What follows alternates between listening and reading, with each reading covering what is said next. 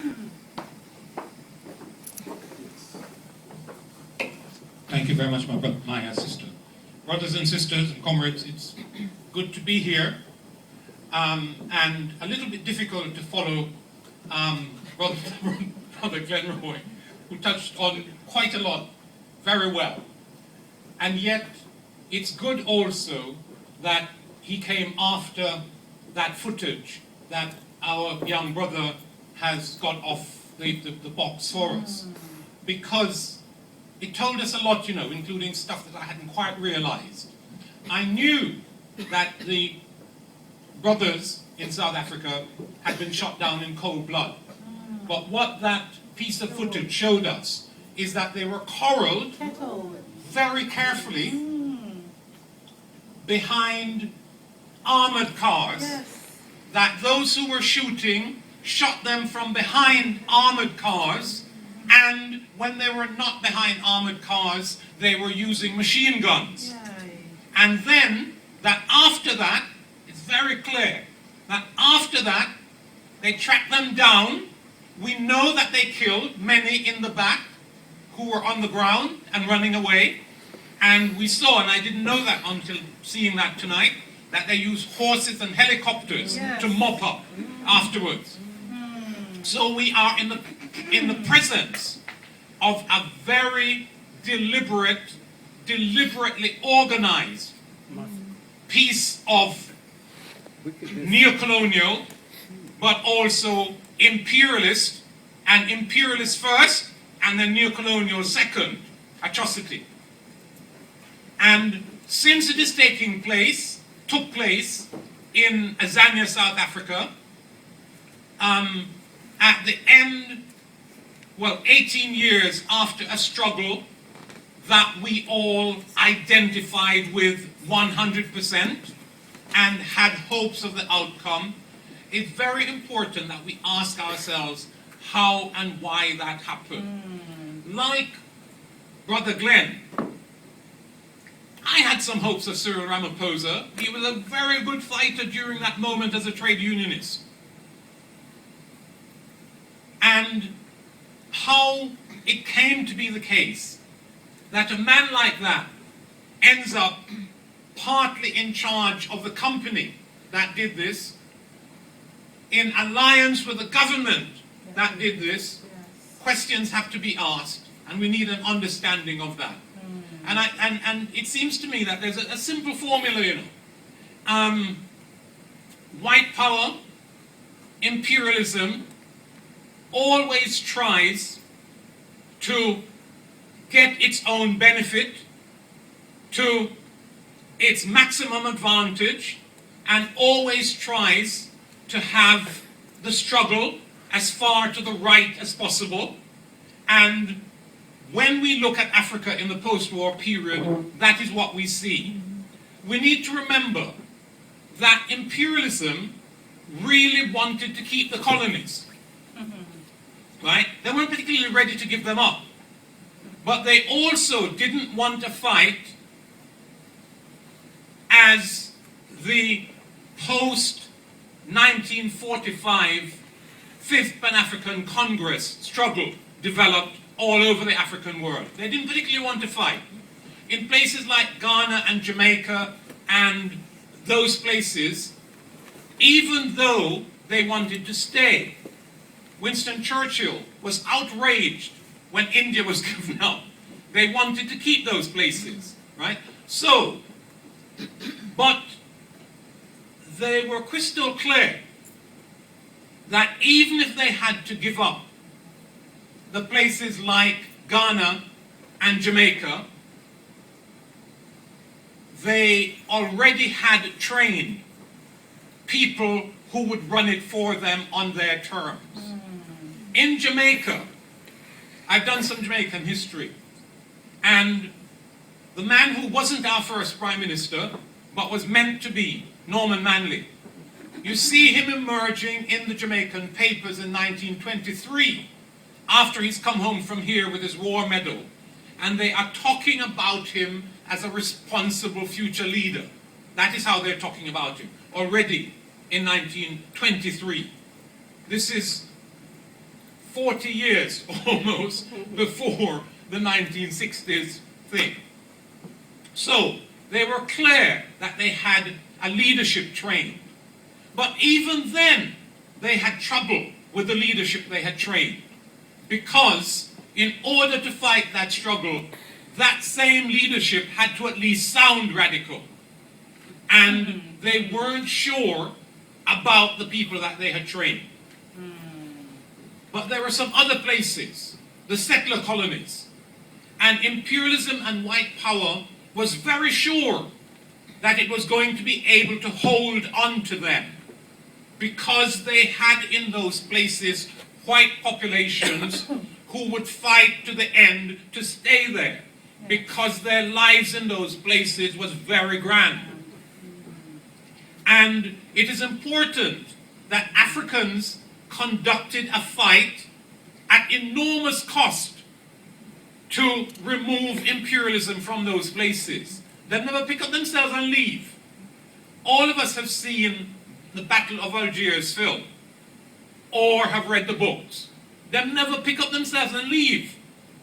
They murdered outrageously, tortured unconscionably, before they were defeated and left in Algeria. In Kenya, the same thing happened. And even though we knew how it was, the British, who are very democratic and open, concealed the story of what they did in Kenya during the 1950s until just the other day. Some very good scholars had to go and dig. And the first thing that you found, those scholars, was how much they had destroyed the paperwork. And even with the destroyed paperwork, we know that the entire Kikuyu people, virtually in Kenya, were put into concentration camps. That possibly as many as 1 million people were killed in that struggle. We know that. And it's been documented now. There are at least 2 books on Britain's Gulag. That's what one of them is called. One of the books. Right? So, that is the determination to stay, or the price that they force us to pay for them going. They never went voluntarily anywhere. And we need to understand that. Now, Kenya they lost, Algeria they lost, and then they had another notion that they would hold the whole of southern Africa. And they had settler colonies there. They devised in the northern part of southern Africa, South Central Africa they call it, a federation. They put a man called Roy Wilensky, a former train driver, my brother, I'm Glenn. Remember the RNC. Thank you. In charge. And he was supposed to make a white bastion, a democratic white bastion. The whites voted in it, black people didn't vote in the place. And it included what is today Zimbabwe, Northern Rhodesia, Zambia, and where else? Another country. Southern Rhodesia. No, Southern Rhodesia is Zimbabwe. Yes. So Zimbabwe and one other country, Malawi, the country that became Malawi. And the Africans saw through it immediately. Hastings Banda said, "No, I'm not staying in this, the Federation," and he came out. Roy Wilensky done. The Northern Rhodesians, now Zambia, said, "We're not staying in this." The rest of the Federation done. They were left at that point with what we now call Zimbabwe. And they invented a man, a war hero from the Second World War, Smith, who they recognized as their kith and kin. And Smith got up and said that this place is not going to be ruled by no blacks for 1,000 years. He said so. I'm old enough to remember him saying so. And the British Prime Minister at the time, Harold Wilson, was calling the Africans including poor Joshua Nkomo, terrorists, for wanting not to sit down under that. And Africans in Zimbabwe had to fight to remove Smith. We can complain and carp about the settlement that they entered into at Lancaster House in 1980. But it was they who were doing the fighting, and they were entitled to settle on those terms. Now, the settling of those terms put in Robert Mugabe, and it effectively inaugurated in that place a new colony. Yeah? We knew that Robert Mugabe, Marxist language though he used, was a neo-colonial ruler. And those of us who were interested in these matters knew that from the 1980s. But Mugabe had entered into an agreement with them, which preserved a certain element of white power in the constitution for a while. Mugabe had entered into an arrangement with them whereby the white settlers would be bought out, not using black money, or only using black money once removed, because the money was supposed to be recycled back from here to pay for the land. They agreed. And they paid the first tranche, my brothers and sisters. They did. And then they said, suddenly the British and the West are interested in equality and land distribution. And they said, yes, we paid, but when we look, the minister's got most of the land and we don't like it, and we're not giving any more money. Since when did Britain, for example, become interested in equitable land distribution? Since when? Since when? What they proceeded to do was to say, we have changed our mind on this matter, and lump it or like it.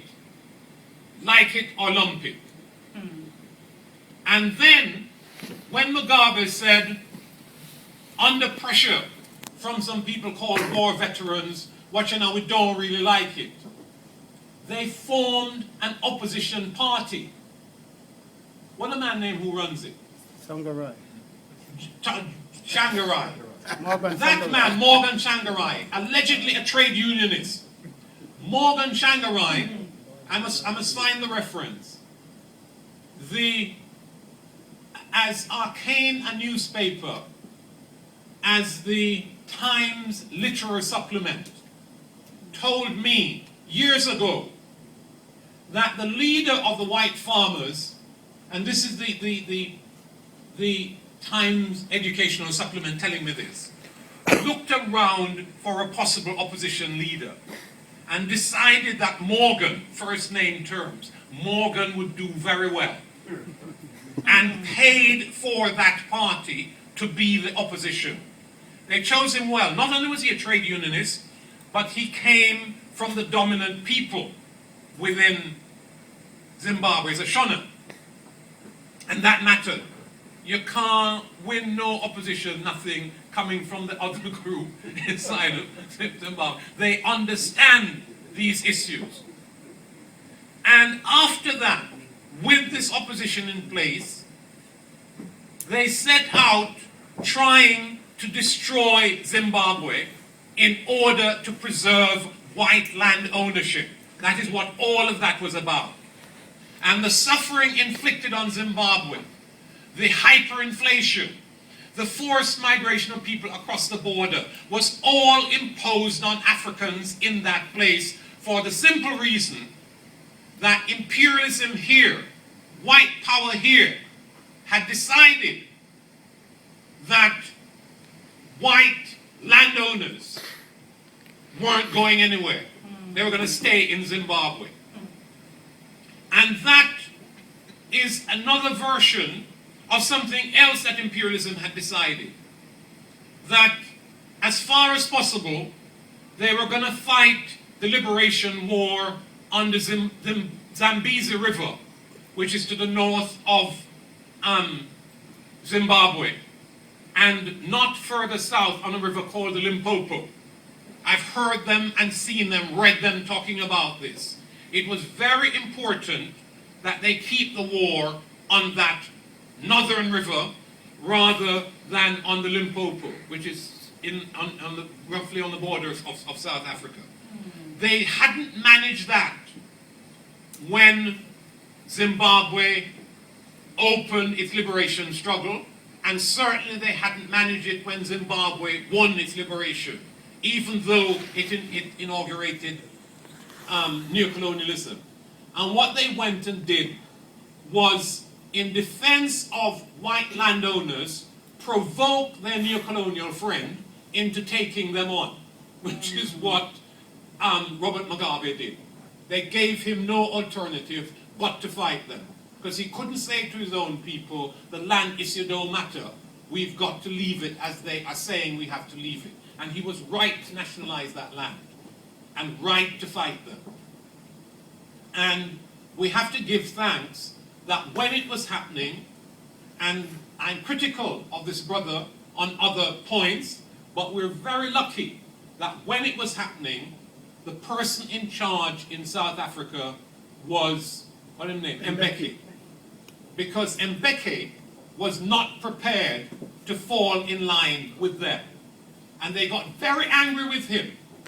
Very angry. They were angry with him about the ANC's and his position on HIV/AIDS as well. But they were very scurrilous about Mbeki. And the main reason was that he wasn't falling in line with them. And no doubt they helped to get him out of power. We won't go into that, and I don't know the details, but I have no doubt that they were part of the process of getting him out of power. So, we have South Africa. On its own. Why is it on its own? Because Mozambique and Angola, which were colonies of Portugal, had not managed to hold on to white power in either of those places. They were defeated. And in those places, let us be clear, that they used internal divisions amongst the people. They set up opposition groups of the most murderous kind. The one in Angola was called what? It was UNITA. Savimbis UNITA. Right? It was in direct alliance with the West, open alliance with the West and the South African regime.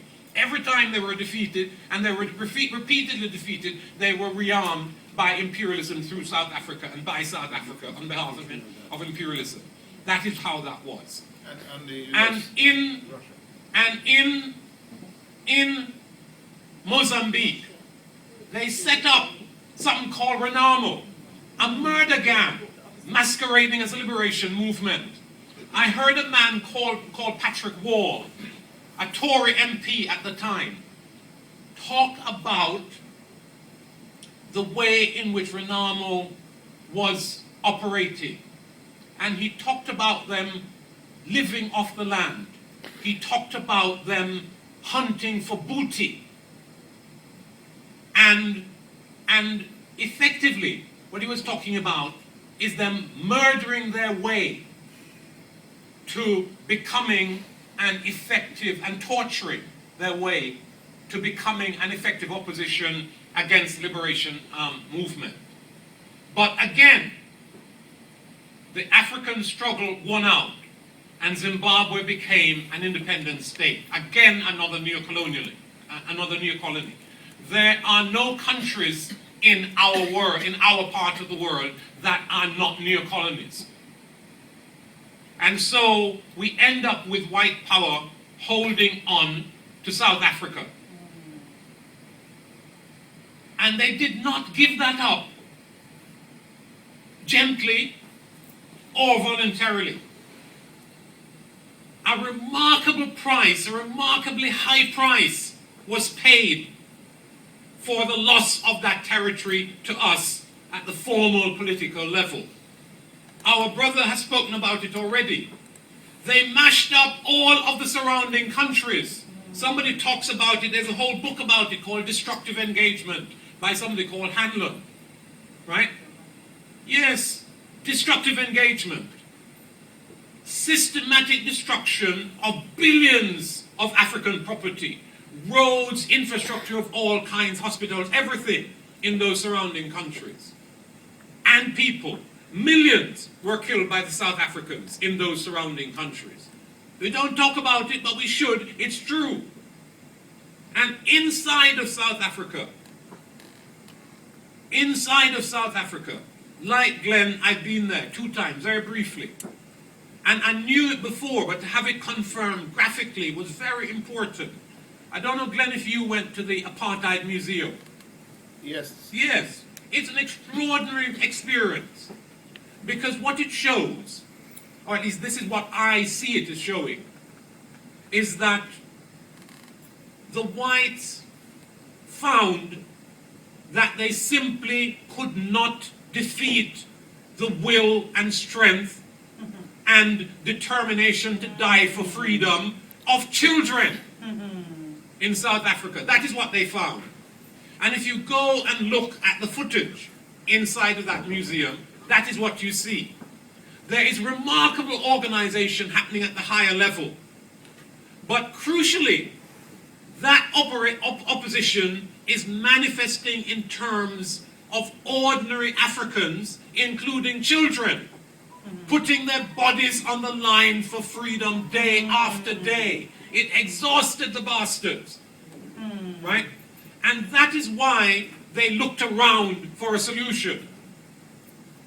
And we say casually that they made an alliance with the ANC. And we might be correct to say that. But let us remember that they never surrender in no easy way to the ANC, you know. Not only was Nkombo in Swazi, I can never be able to say it properly, but the liberation arm of the ANC in real struggle against them.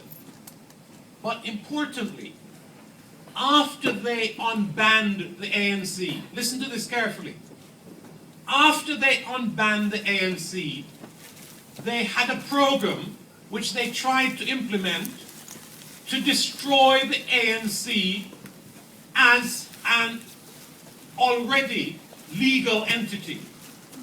They set the Inkatha Freedom Party on the ANC. They used something that the ANC calls third force violence.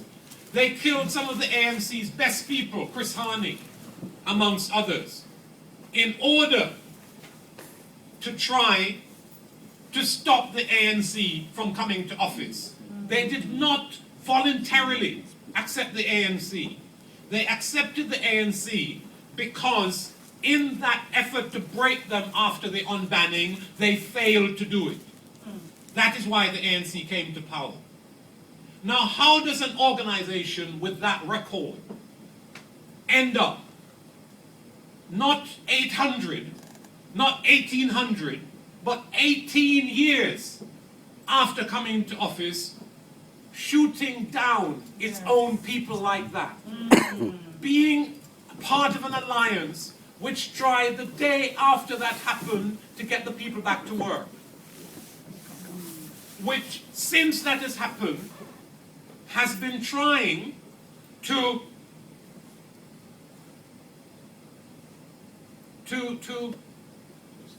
both criminalize and demonize the miners, which is what they've been doing, and more and worse. How does it come to be? The ANC had a choice, you know, at that point. It could stay with some of what was in its policy documents about land, about nationalization, about equality, about land redistribution, or it could go another way. And it has gone another way. The crucial wrong decisions involve something that they call black empowerment. That is what took away Cyril Ramaphosa. He's the leading blackly empowered politician of that moment, Ramaphosa. And he's an excellent fellow, a very fine fighter for the people while he was at it. He's turned himself through being blackly empowered into the leading fighter against the people. That is what has happened. Mask his character all the time. The gradualism Character. that the ANC embraced is another of the gigantic mistakes. They have allowed themselves to be persuaded that if they don't please the West and its banking system and don't please finance capital, that investment is not going to go into South Africa. What South Africa need investment for? What is the relationship between South Africa and the West? That is a leading site from which resources are ripped off. Yes. That is where the money is. It don't need no investment. The investment is a trick. Walter Rodney taught Lenin learned this from, although Lenin himself talked about it long before. The truth of the matter is that what they call investment is the principal means by which they rip off our countries. If they weren't doing it, and they do it very cheaply, and they do it frequently with our money, and they do it frequently with money that's immediately returned to them through tax holidays and amortization. Within 3 years of any investment, no matter how big, it's paid off, and the next eternity is profit. We don't get nothing out of investment. So how the ANC, which has a connection to a communist party, which has Marxists in its leadership, how does it manage to make those mistakes? Right? And that is what we have to They never understand. exist. Yes, men who call themselves Marxists Yes, at least they in did, the leadership. You call yourself Right? Jesus. And that is what we've got to understand. What happened in South Africa, as what happened in Jamaica and in Ghana and in Algeria and in Kenya, is that whatever the quality of the struggle, and however many African lives were taken in the process, neocolonialism is what was instituted. And that means, my brothers and sisters, that there are going to come moments, and they're coming increasingly, when neocolonial regimes will turn their guns on us. Indeed, if we look carefully, what we see is that there was a whole moment during the Cold War when all of our countries, with very few exceptions, had dictators. And those dictators killed us for sport. Go and look at the Congo. Go and look at Bokassa. Go and look at what the one in Kenya was called. Moi. Right? All around Africa. And what the West called them was our bastards. And it didn't mind how many of us they killed. Right? So, it's not that what's happening in South Africa is new. It is that internationally, because of the end of the Cold War, we forget what happened before, and we've moved into what looks like a new moment, which isn't a new moment at all. And as the murders become more blatant, because they can't even claim to be fighting communists, right? As the murders become more blatant, as happened in Jamaica, at Tivoli, as is happening in Linden, Guyana. at Linden in Guyana, as recently happened horrendously in Azania, South Africa, Congo. Regularly all over Africa.